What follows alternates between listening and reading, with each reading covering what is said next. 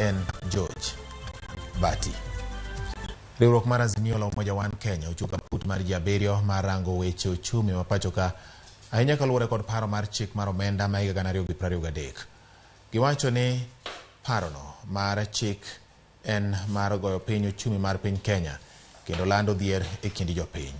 Aput no tele kod gavana mar kaunti ma Nanyuki Nderitu Muridhi kata manen gavana Makono Nderitu Muridhi kitene koda Caroline Kiragu kaka jalupne. Jakanyo mamoko gin John Mbadi, jagoro machon Torome Saitoti e kind jotelo mamoko. Parne gavana Nderitu Muridhi kata manen gavana Nderitu Muridhi ma bende dhi telo ne kwethno mar mabiro ma tayo nono kata koloi paro mar chik mar omenda e lo kweth mar Azimio la Umoja One Kenya. They ignore concerns that this tax will increase business operating costs and force farms to relocate. Already some farms are relocating merely because of the high cost of energy in this country. They are targeting small businesses by reducing turnover of taxable businesses from Kenya shillings 1 million to 500,000.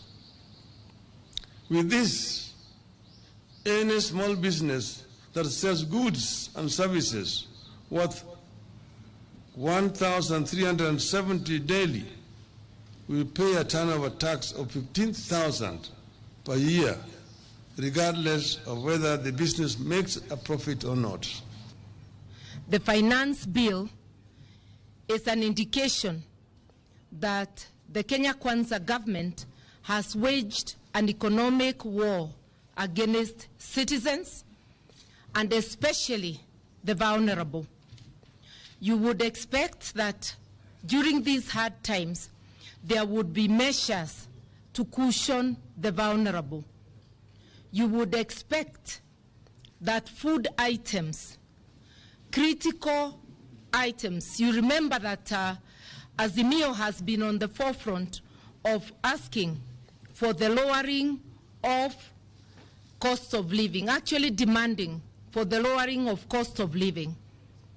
This bill is a contempt card on those demands because its net effect will be to push the cost of living upwards.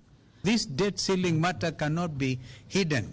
It must be brought to the fore so that Kenyans will know you cannot extend the debt ceiling without the full involvement discussion of Parliament.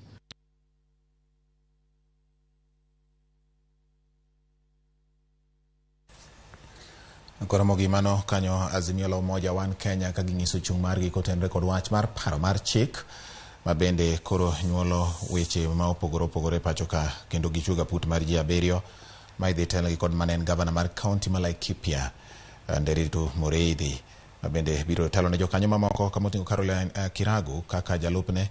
Jokanyo mamoko gin John Mbadi, jagoro machon Torome Saitoti e kind jotelo mamoko. Mago gin weche mabende medo nyuolre kotenre kod wach mar paro mar chik mar omenda ma piny owacho gin ni mondo bi oketie tim e komenda mag 2023 2024. Wadhi nyime. Riwruok makedo ne ratiro mar oganda gwenge mag Nyanza omedo dwondgi